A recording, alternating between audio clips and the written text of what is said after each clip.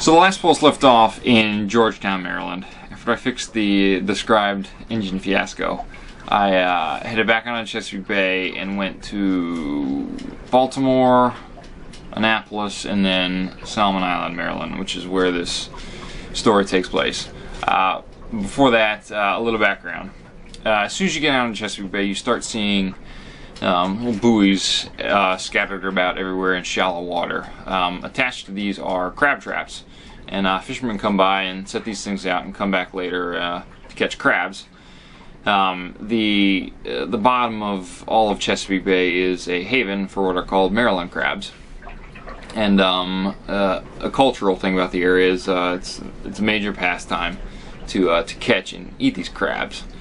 So when I got to Annapolis, I gave it a try, and here's a picture actually.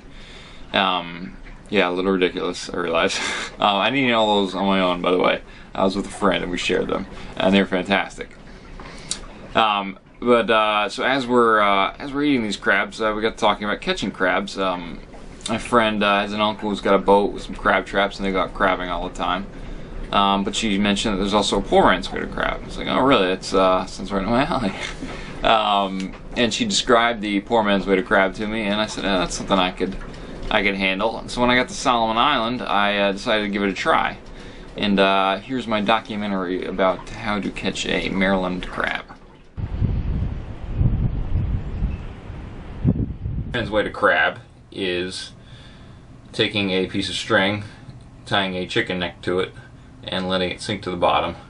The crab comes along, tries to grab the chicken neck and walk away with it. You see the line tugging, then you slowly pull them up, and then right before you get above the surface of the water, you swoop down with a net and grab the crab. I'm describing this with, all seriousness, but the reality is I've got no fishing, crabbing experience, anything whatsoever. So even this seemingly simple operation, big deal for me.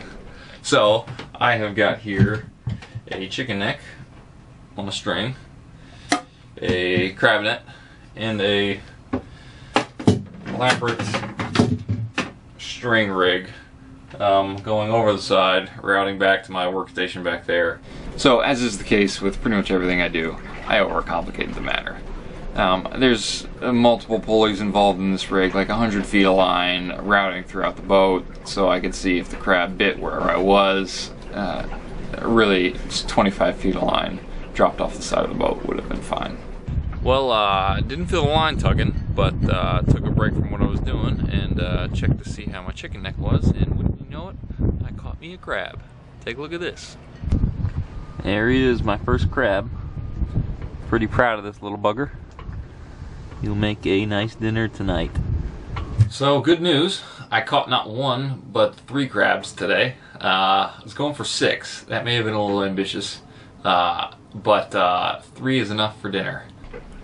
So ended up catching 3 crabs. Would have had 6, but I got a little cocky and was pulling the line up too fast and swooping the net too fast, and I lost a few. But 3 was more than enough for dinner. Boiled these things in a saucepan, spiced them with some Old Bay and seasoned salt, and they were fantastic. I had been feeling like a second-rate sailor lately. I got my butt kicked on the water a few times and was just having a lot of trouble. But success in fishing and like pulling your dinner out of the wild with your bare hands was like, hey, you know what? I'm official here. I'm the real thing. So like that night, eating those crabs, I was definitely on high. It was a great feeling. That is my documentary on how to catch a Maryland crab. Hope you enjoyed it. Until next time, it's Justin Hollinger. See you later.